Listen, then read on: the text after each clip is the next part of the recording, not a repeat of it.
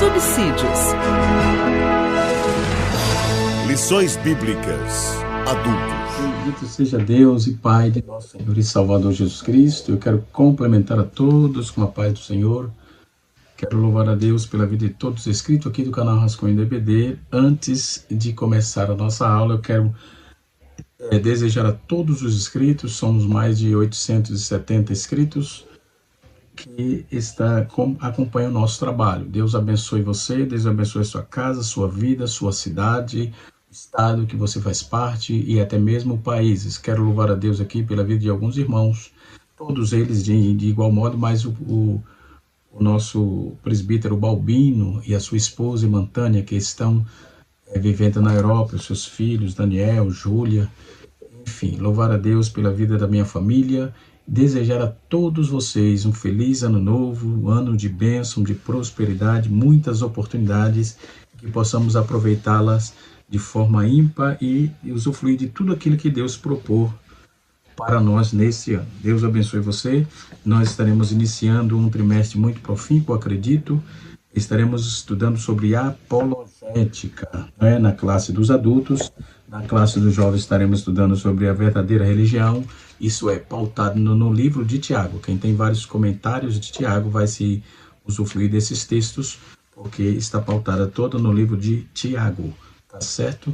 Muito bem. Na classe dos adultos estamos estudando a defesa da fé, como já disse, combatendo as heresias antigas e que se apresenta com nova aparência. Então, é um assunto apologético. E antes de começar a aula, eu quero apresentar aqui alguns livros, alguns materiais que eu estarei fazendo uso durante esse trimestre, tá certo? Muito bem, até porque se você não tiver ainda, é uma indicação, você pode adquiri-los, né? E o título da nossa lição, ela está Quando as heresias ameaçam a igreja. Na lição de número 2, nós estaremos estudando Somos Cristãos. Na lição de número 3, a encarnação do verbo. Na lição de número 4, Deus é trino. Na lição de número 5, Jesus é Deus. Na lição de número 6, estaremos estudando o Filho é igual ao Pai. Na lição de número 7, estaremos estudando as naturezas humanas divinas de Jesus. Na lição de número 8, estaremos estudando Jesus viveu a experiência humana. Na lição de número 9, estaremos estudando o tema Quem é o Espírito Santo. Na lição de número 10, estaremos estudando o pecado corrompeu a natureza humana. Na lição de número 11, nós estaremos estudando a salvação não é obra humana. Na lição de número 12, estaremos estudando a igreja tem uma natureza organizacional. E na lição de número 13, estaremos finalizando o trimestre estudando perseverando na fé em Cristo, tá certo? Essa é a temática do mês, do trimestre.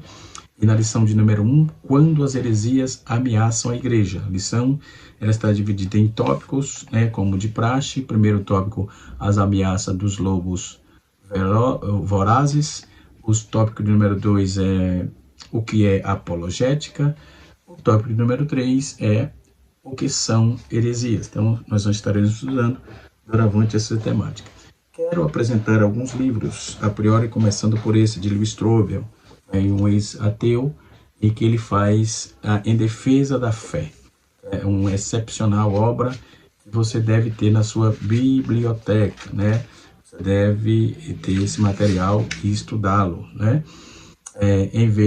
Uma vez que o mal e o sofrimento existe, então não pode haver um Deus amoroso, A segunda, nós vamos estudar também sobre uma vez um milagre se contradiz a ciência, isso não pode ser verdadeiro. Isso é o ceticismo da sociedade, de muitos, Outro livro interessante que eu quero apresentar a todos é esse material aqui, Apologética Cristã no século XXI, um livro excepcional, Ciência e Arte com Integridade, de Alistair McGrath, certo? Outro livro interessante que você deve ter na sua biblioteca para esse trimestre é esse material de Norman Geisler e Peter Burkean, no caso, Fundamentos inabaláveis, respostas aos maiores questionamentos contemporâneos sobre a fé cristã, macroevolução, biomédica, clonagem, aborto, eutanásia e etc. Tá certo? Outro material interessante que você deve ter, esse aqui é focado mais na heresia, de Roque Fraguiotti, né? História das heresias, né? Onde vai falar das heresias cristocêntricas. Um livro que eu acho interessante também, que você deve ter, como isso surgiu e todas essas anomalias. As religiões dos tempos de Jesus, certo? Da Força Editorial, um material de Vilobaldo Rupentrol Neto, né? Outro material que não deve faltar na sua biblioteca nessa lição é esse material, A Verdade Absoluta, da Casa Publicadora das Assembleias de Deus, né? Que não deve faltar no seu, na sua biblioteca. Outro material também que não deve faltar é esse aqui de Charlie Colson. E agora, como viveremos? Também vamos trabalhar essa proposta.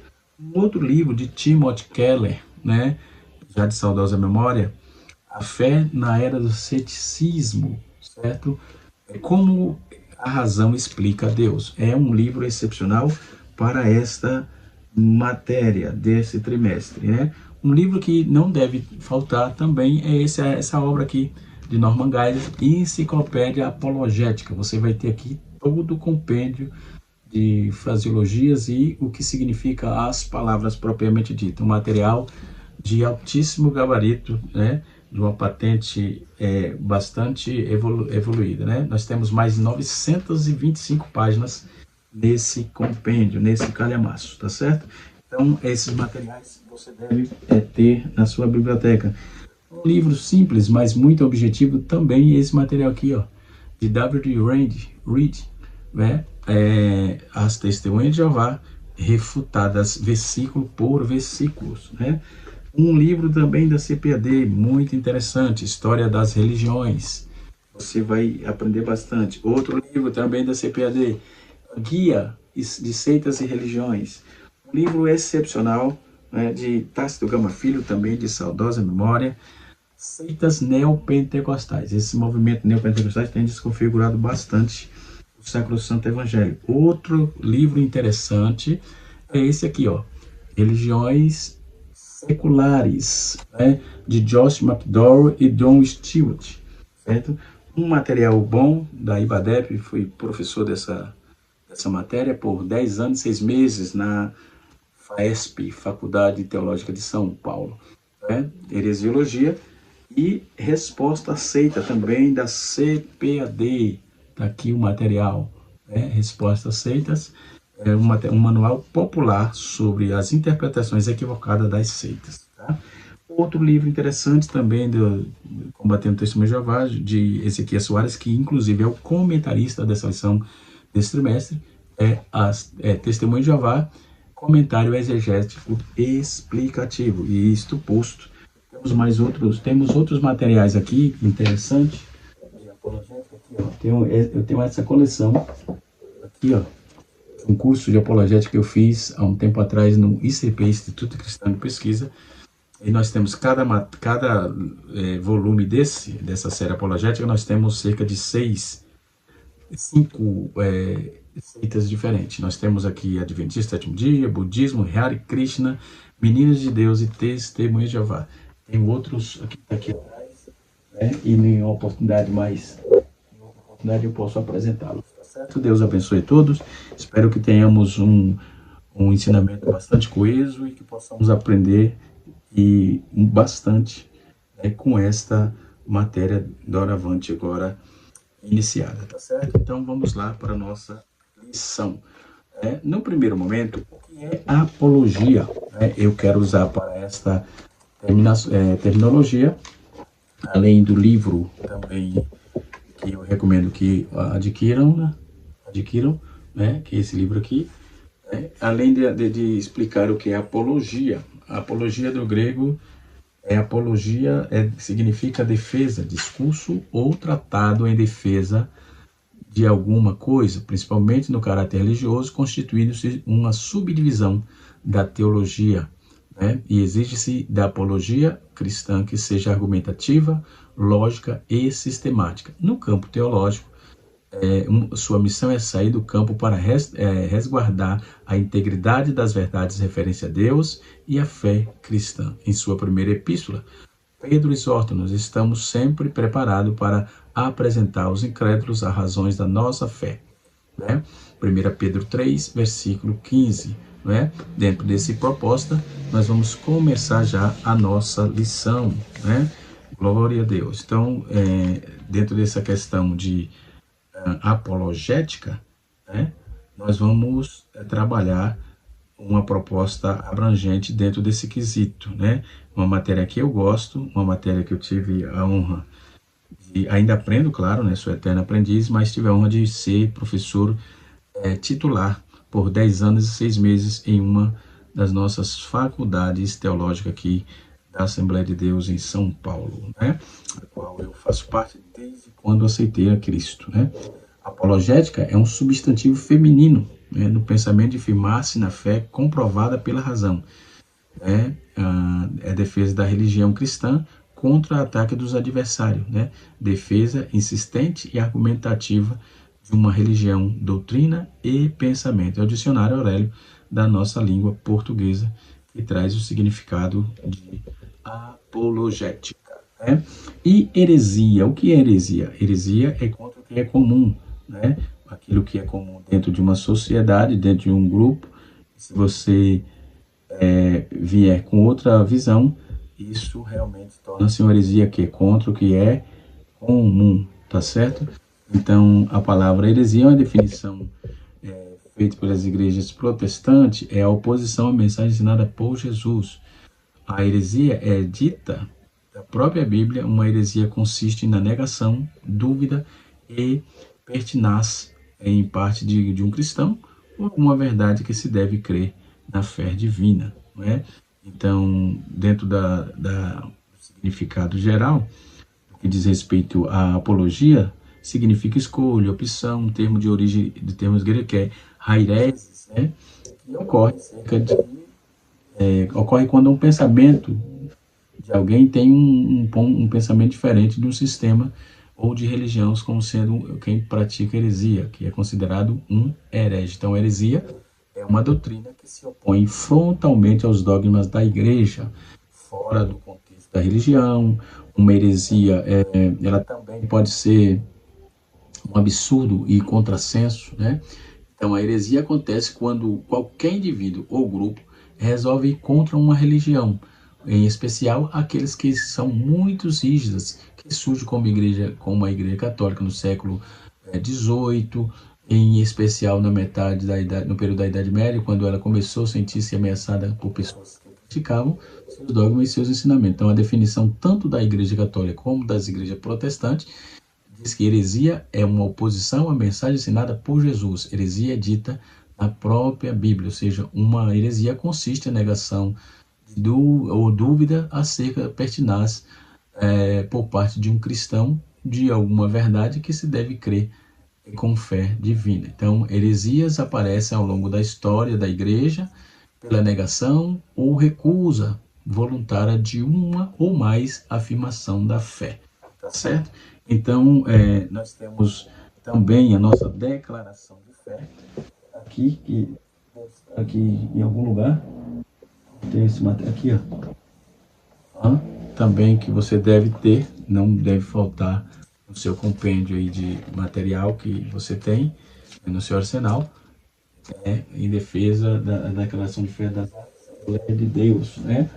Glória a Jesus. Então vamos para frente, é o que estaremos ministrando durante esse trimestre, né? Nós temos a heresia escritrológica, nós temos a Santa Inquisição da Igreja Romana, nós temos o significado de sacrilégio e tudo isso que vamos tratar durante esse trimestre, tá certo? Vamos para a nossa aula propriamente dita. Depois dessa longa introdução, diga-se de passagem, o texto bíblico em classe está pautado em Atos, capítulo 20, versículo 28 a 31, e 1 Pedro, capítulo 3, versículo 15 e 16, 2 Pedro, capítulo 2, versículo de 1 a 3.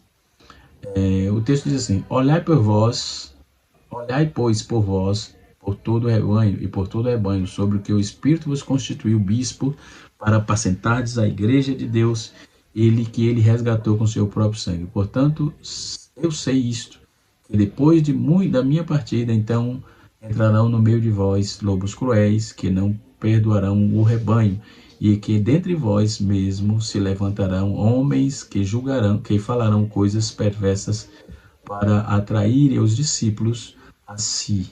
Portanto, vigiai, lembrando-vos de que durante 3 anos não cessei noite e dia de admoestar com lágrimas e cada um de vós. 1 Pedro capítulo número 3, verso 15 e 16 diz assim: antes santificai a Cristo como Senhor em vosso coração, e estáis sempre preparado para responder com mansidão e temor a qualquer que vos pedir a razão da vossa fé que há, da vossa razão que há em vós, tendo uma boa consciência para naquilo que falam mal de vós, como malfeitores fiquem confundidos, e que os blasfemos do vosso bom procedimento em Cristo. 2 Pedro, capítulo 2, versículo 1 e 3, diz assim, 1 a 3 diz assim: também houve entre vós falsos profetas, como entre vós haverá também falsos doutores, que induzirão encobertamente heresias de perdição, e negarão o Senhor que nos resgatou, trazendo sobre si mesmo repentina perdição. Muitos seguirão as dissoluções, pois quais será blasfemado o caminho da verdade. E por avareza farão de vós negócios com palavras fingidas, sobre os quais já de largo tempo não será mais tardia a sentença, e a sua perdição não dormina. Né? Não dormita, no caso. Né? Então, vamos para a nossa aula. Heresias são crenças práticas contrárias ao pensamento bíblico, conforme eu já disse, né? Então, a palavra-chave aqui é heresia. As ameaças dos lobos vorazes, cuidados pastorais, né? Os anciões que são mencionados no capítulo 20, versículo 17 de Atos, são chamados de bispo, nessa passagem aqui, ao dizer que eles foram constituídos pelo Espírito Santo, e para apacentares a igreja de Deus, mostra que eles são pastores, ou seja, a função primordial do pastor é alimentar, guiar e proteger o rebanho.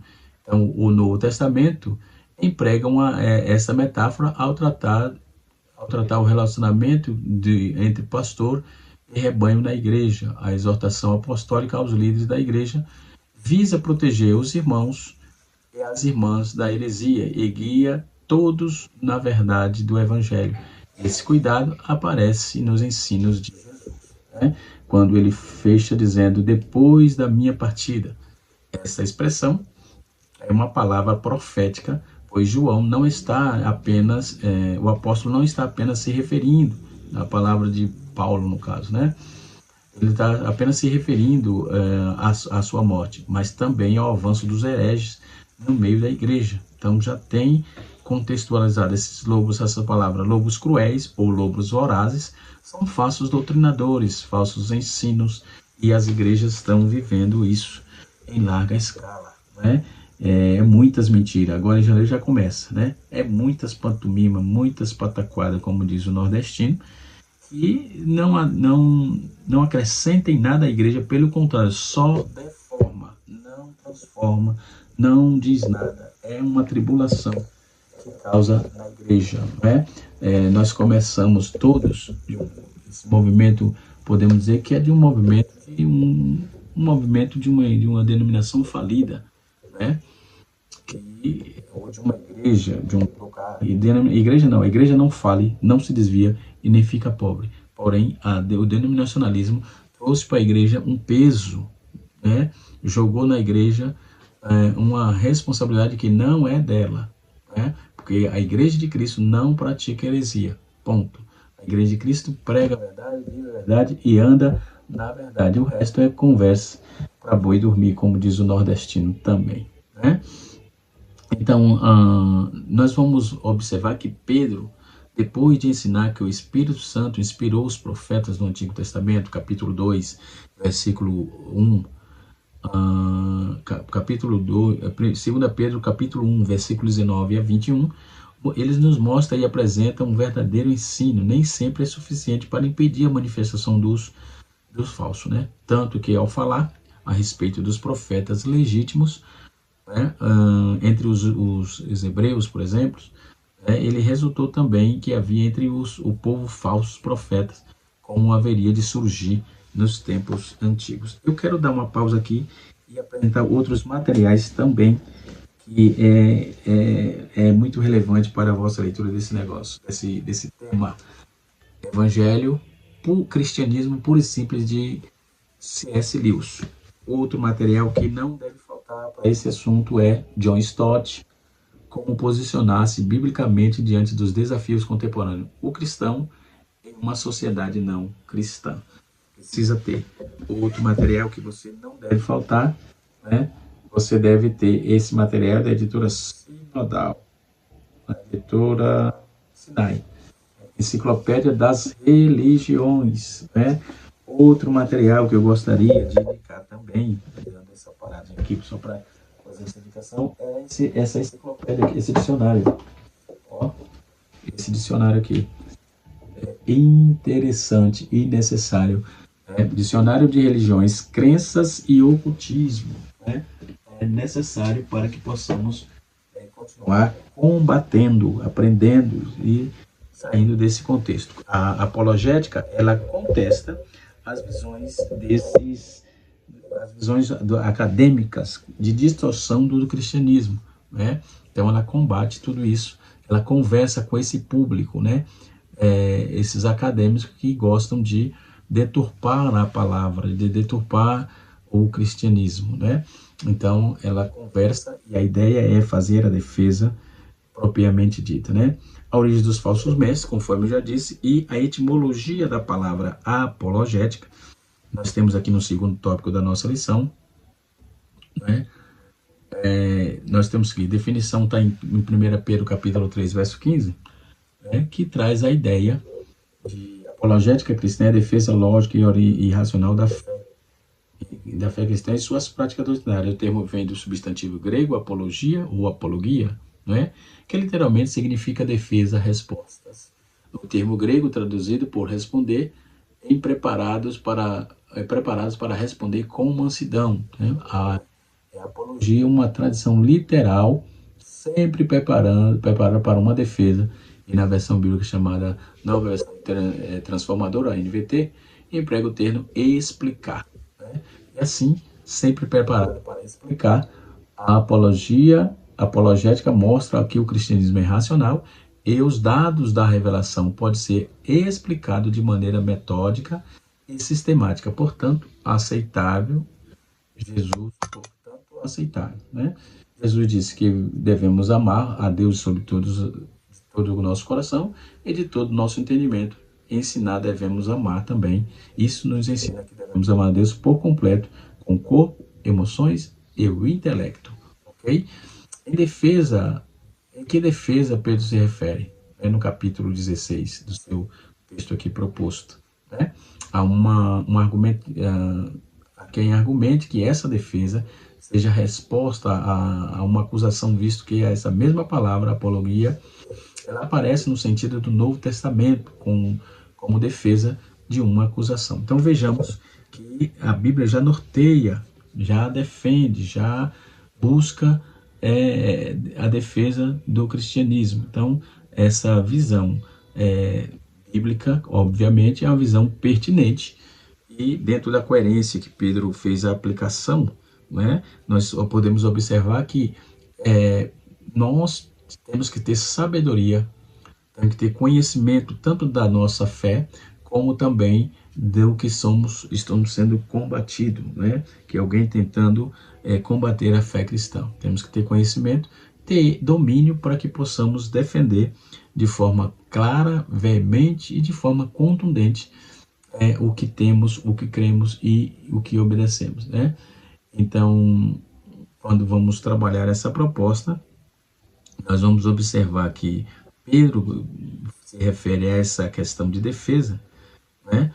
E a defender a fé cristã. Por que devemos combater as heresias? Eis a pergunta. Então, eu separei aqui também uma palavra sobre heresias, né? E nós podemos observar que Paulo diz em 1 Coríntios, capítulo 11, verso 19, ele diz assim, pois pois também deve haver heresias, porque são aprovados, para os que são aprovados se manifestem entre vós. Outros leem, porque os que são aprovados entre vocês sejam manifestos. Então, o que se entende na Escritura por heresia? Como devemos entender o que deve haver heresias, a fim de que a parte piedosa ou aqueles que são aprovados se manifeste? Por heresia, aqui alguns não entendem mais nada mais de uma divisão de partido, que concebem que heresia, ou no que diz respeito à opinião ou à doutrina, não estão em questão aqui, mas como Crisóstomo, Erasmo e outros pais da igreja, por estes raciocínios verdadeiros, fala de divisões, partidos que são aprovados e que não, a quem não estes se tornem opiniões heréticas, ou seja, os sectários não são aprovados. Aqueles que realmente forem aprovados não serão deles, não sairão deles, ou seja, eles irão se manter imaculados e limpos, né? Então, quem é crente, defende a fé cristã, manterão manterão imaculado, como diz o texto. Por isso, em Tito, capítulo 3, é usada a palavra ali, hereticon, que quer dizer herege, representa aí a Bíblia, pela Bíblia, como sectarium ou octarem, que é beirando aí a faction, ou seja, ou facção, e sim, ou seja, um homem que é autor de seitas ou facções, após a segunda demonstração, sujeita a eles aí. Vamos ler capítulo 11, versículo 19 de 1 Coríntios, né? E tem todo o fator dentro das versões bíblicas contundente, defendendo a fé cristã. Então, às vezes a palavra heresias é formada no Novo Testamento, tomada no Novo Testamento com seita, né? Quando este fato era ou quando acreditava-se que era uma opinião herética, né? Conforme Atos 5, versículo 17, Atos 15, versículo 5, Atos 24, versículo 5, Atos 26, versículo 5, Atos 28, versículo 22. Então, o apóstolo usa a palavra hereses 2 vezes em suas epístolas. Em ambos os lugares, ele faz certa diferença entre heresias, divisões ou disputa, né? Isso vamos ver em Gálatas 5, 20, né? E 1 Coríntios 11, versículos 18 a 19, pois nem toda divisão, ou conflito, ou variação é heresia. Portanto, no texto que falo, dentro do contexto de Coríntios, entendo que a heresia seja um pouco mais do que uma divisão, certo? Nós vamos ver que tanto no árabe como no grego, as tradições de 1 Coríntios 11, 19 repete a palavra cisma, que no verso anterior diz respeito e acrescenta a palavra heresia, lendo-se crismata caim herese, ou seja, a cisma e heresia, pois deve surgir cisma e heresia entre vocês, é o que está no texto, a fim de que os que são piedosos entre vós surgem, né? Então, cisma e heresia entre vocês, que possam ser conhecidos. Parece que aqueles que entendem a palavra heresias apenas como divisão não observam como surgiu o discurso do apóstolo, né? Pois depois que ele falou no seu sigmata, né? Ou seja, divisões cismáticas, né? E assim sucessivamente, isso é heresia, né? Então, a heresia não deve ser entendida em tão grande medida que seja entendida como todos os erros podem ser confundidos nas Escrituras. Infelizmente, como esses erros surgem, né? Mantidos-se de forma tenaz, ou seja, nem ainda seja tão restrita, tanto nenhum como o erro ser considerado herético, além do que é destrutivo para alguns, né? O artigo fundamental da fé cristã, por esse artigo fundamental, entende-se que sem este conhecimento de tal verdade é possível obter a salvação, né? Quando Pedro, o mártir, define a heresia, ele não faz menção de um erro fundamental, mas de um erro contrário às Escrituras, né? Muito bem, baseado nessa questão, podemos definir, combater as heresias, né? Como está escrito aqui em 1 Timóteo, capítulo 4, verso 16, que faz a palavra a própria defesa. O cristão deve ser informado daquilo que os vários grupos ensinam a saber e saber de forma como refutá-los biblicamente, para ajudar os outros na compreensão da própria fé, principalmente os que rejeitam pontos fundamentais da fé cristã, e muitas vezes de forma inconsciente, né? Pois já sabemos que existem muitas pessoas sinceras, as quais também buscam servir a Deus e precisam de conhecer a palavra de Deus, conforme Tito, capítulo 1, versículo de número 9. Né? O que são heresias? Eu já trouxe aqui uma fala, né? Heresias, seitas e heresias, palavras hereges no Novo Testamento é traduzido como seita, né? Já fiz aqui a citação dos textos. E heresias, né? Também fiz a citação dos textos. É verdade que o cristianismo também é chamado de seita, mas por não cristão. Pessoas que não conheciam as verdades do Evangelho de Cristo e que se opunham a ele. Então a palavra seita é usada para designar as religiões ortodoxas, né? É um termo que já registrado, trazendo em si muitas vezes um tom pejorativo. Por isso que devemos saber como aplicá-lo, né? Heresia no Novo Testamento, né? Subtópico número 2. Esse vocábulo só aparece a palavra no sentido de partido, espírito sectário, e nem sempre apresenta uma ruptura de sistema convencional de determinada comunidade. Os saduceus, os fariseus, eram seitas que formavam facções dentro do próprio judaísmo. Isso vamos ver em Atos capítulo 5, versículo número 17, Atos 26, versículo 5. Então, na versão NA, traduz a palavra como partido. Paulo adverte para que não haja no seio da igreja, divisões, ou seja, aireses, né? E condena as invasões doutrinárias que causam divisão ou dissensões na igreja. Heresias de perdição, o que é isso? Pedro, no 2 Pedro, capítulo 2, versículo 1, é nessa passagem que a herese é apresentada no sentido de erro doutrinário, como heresia propriamente dita. Então, no campo teológico, podemos ver aí que nós conhecemos hoje as heresias distorcem os pontos principais da fé cristã no que diz respeito a Deus, a Trindade, o Senhor Jesus Cristo, o Espírito Santo. Então, o ser humano, natureza, pecado, origem, né, o destino e as igrejas das Escrituras também. O mais grave erro é quando se diz a respeito à divindade, interfere na salvação, pois não existe salvação sem Jesus, né? Então, esses grupos sectários, essas pessoas, estão totalmente fora de qualquer contexto. O comentarista colocou um auxílio bibliológico aqui, citando a palavra seita, né? E ele usa o dicionário de Wycliffe. Além de Wycliffe, nós temos também aqui o dicionário Weiner, que pode ajudar de forma bastante clara, e também esse dicionário teológico, né? O dicionário teológico também pode ajudar, né, dentro desse contexto, para entendermos a grafia dessa palavra, né? Seitas, por exemplo, né?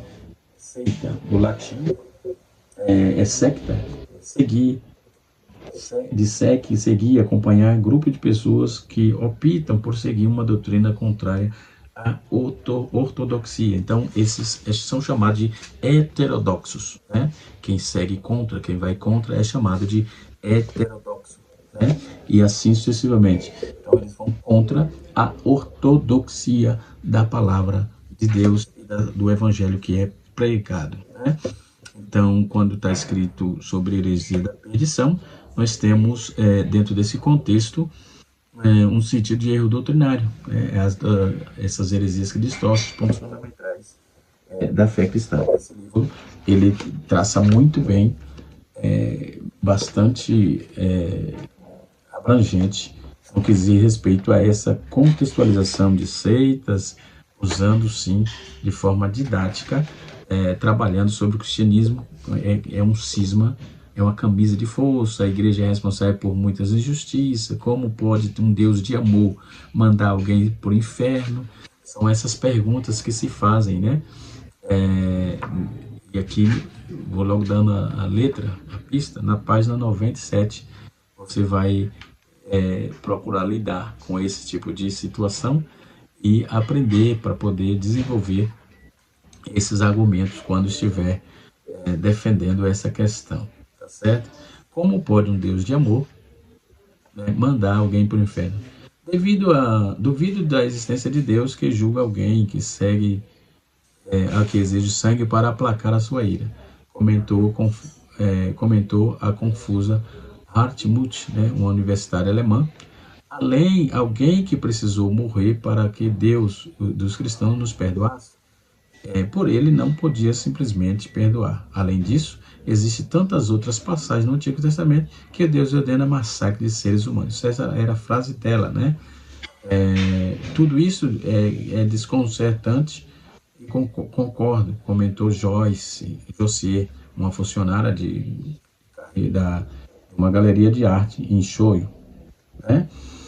Mas no meu maior problema não é a doutrina do inferno. O único Deus a quem sigo crê em Deus de amor. O Deus da Bíblia não passa de uma divindade primitiva que precisa se aplacar com a dor. Então, esses comentários, muito parecidos, você vai ver sempre como lidar com isso. O pastor Rick Warren, ele diz assim, que falou a importante jornalista, ele diz: alguns dos presentes mostram o incômodo diante da implicação de uma doutrina cristã específica, a saber, que Deus condena certos indivíduos, punição eterna, um participante. Disse a Higuera: talvez o Senhor possa lidar com a seguinte contradição.